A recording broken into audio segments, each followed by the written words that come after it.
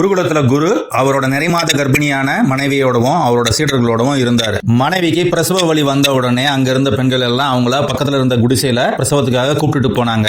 அந்த நேரத்துல மன்னரோட ஆட்கள் வந்து குருவை பார்க்க போறேன்னு சொன்னதால குரு சிஷ்யன் கிட்ட நீ கூட இருந்து இது எல்லாத்தையும் பாத்துக்கோ, நான் ராஜாவை போய் பார்த்துட்டு வந்துடுறேன்னு போயிட்டாரு. கொஞ்ச நேரத்துல குடிசையில இருந்து குழந்தை அழுவுற சத்தம் கேட்டுச்சு. அப்பாடா குழந்தை பிறந்துச்சு நிம்மதியா இருந்தவருக்கு குடிசையில இருந்து யாரோ ஒருத்தர் வெளியே வரத்த பார்த்தாரு. உடனே அவரை போய் கையை பிடிச்சிட்டாரு. யாரு நீங்கன்னாரு. இதை கேட்ட உடனே அந்த வந்தவர் ரொம்ப திடுக்கிட்டு போயிட்டாரு. நான் யாரோட கண்ணுக்கும் தெரிய மாட்டேன், உன் கண்ணுக்கு மட்டும் எப்படி தெரியறாரு. என்கிட்ட அதுக்கான சக்தி இருக்கு, எனக்கு குரு அந்த சக்தியை கொடுத்திருக்காரு, உண்மையை சொல்லுங்க நீங்க யாருன்னா. வந்தவர் சொன்னாரு, நான் தான் பிரம்மா, பிறந்த குழந்தையோட விதியை அதோட நெத்தியில எழுதிட்டு நானு வெளியே போயிட்டு இருக்கேன். வழக்கமா நான் யார் கண்ணுக்கும் தெரிய மாட்டேன், இன்னைக்கு நீ என்ன பிடிச்சிட்ட, என்ன போக விடுனாரு. இதை கேட்ட சிஷ்யன், நான் உன்னை விட மாட்டேன், குருவோட பையனோட விதி என்னன்றதை என்கிட்ட சொன்னா மட்டும் தான் உன்னை போக விடுவேன், இல்லைன்னா எல்லாரையும் கூப்பிடுவேன். பிரம்மாவும் வேற வழி இல்லாம அந்த பையனோட விதி இதுதான், அந்த பையன் எவ்வளவுதான் உழைச்சாலும் அந்த பையனுக்கு ஒரு கட்டு புல்லும் ஒரு பசுமாடும் தான் சொந்தம், அதை தாண்டி அவனால எப்பயும் எதையும் சம்பாதிக்க முடியாதுன்னு போயிட்டாரு. இதை கேட்ட சிஷ்யன் ரொம்ப சோகமாயிட்டான். நம்மளோட குரு எவ்வளவு பெரிய ஆளு, அவரோட பையனுக்கு இவ்வளவு மோசமான ஒரு விதியை பிரம்மா எழுதியிருக்காரு, இதை எப்படி மாத்துறதுன்னு தெரியாம முடிச்சிட்டு இருந்தான். குரு வந்தாரு, அவர்கிட்ட அந்த குழந்தையை கொடுத்துட்டு அவன் ஆசிரமத்தை விட்டு வெளியேறிட்டான். அவனோட வாழ்நாள் முழுவதையும் இந்த விதியை எப்படி மாத்துறதுன்னு யோசிக்கிறதுலயே கழிச்சான். ரொம்ப வருஷங்கள் கழிச்சு இந்த விதியை மாத்துறதுக்கான வழி அவனுக்கு கிடைச்சது. அவன் உடனே குருவோட பையனை பார்க்கறதுக்காக வேகமா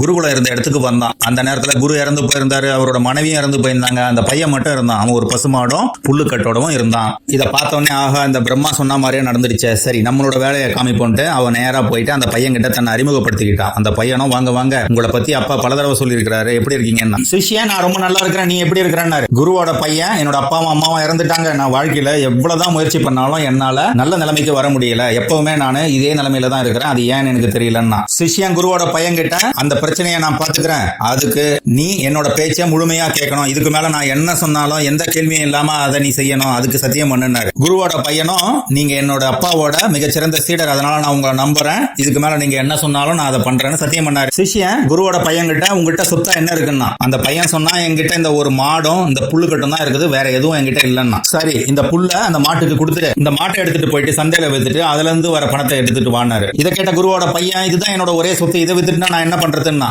சிஷ்யன் சொன்னா, நான் சொல்றதுக்கு எந்த மறுபேச்சும் பேசக்கூடாது, போய் அதை வித்து பணத்தை எடுத்துட்டு வானாரு. குருவோட பையன் சந்தைக்கு போனா, மாட்டை வித்தான், அதுல இருந்து வர பணத்தை எடுத்துட்டு வந்து குருவோட சிஷ்யன் கிட்ட கொடுத்தான். சரி, இந்த பணத்தை எடுத்துட்டு போயிட்டு உனக்கு என்ன தேவையோ அதை வாங்கிக்கோ, மிச்ச பணத்தை வர வழியில எல்லாருக்கும் தானமா கொடுத்துட்டு திரும்பி வா, வரும்போது உங்ககிட்ட எந்த பணமும் இருக்கக்கூடாது, வரும்போது வெறுங்கையோட தான் வரணும்னு சொல்லி அனுப்பிச்சு வச்சாரு. குருவோட பையனும் நேரா கடைக்கு போனா, அவனுக்கு தேவையான பொருட்களை வாங்கிக்கிட்டான். திரும்பி வரும்போது மிச்சம் இருக்கிற பணத்தை எல்லாம் அங்க இருக்கிற வறியவர்களுக்கு தானம் பண்ணிட்டு திரும்பி வந்துட்டான். வந்தவன், என்கிட்ட இருந்த ஒரே பசுவை இன்னைக்கு போயிடுச்சே, நாளைக்கு நான் என்ன பண்ணுவேன்னு சோகமா கேட்டான். சிஷ்யன் சொன்னா, கவலைப்படாத, அதுக்கான பிரச்சனை எல்லாம் இன்னையில இருந்து ஆனா சரியாயிடும், நீ நிம்மதியா போய் தூங்குன்னு அனுப்பிச்சு வச்சிட்டாரு. மறுநாள் காலை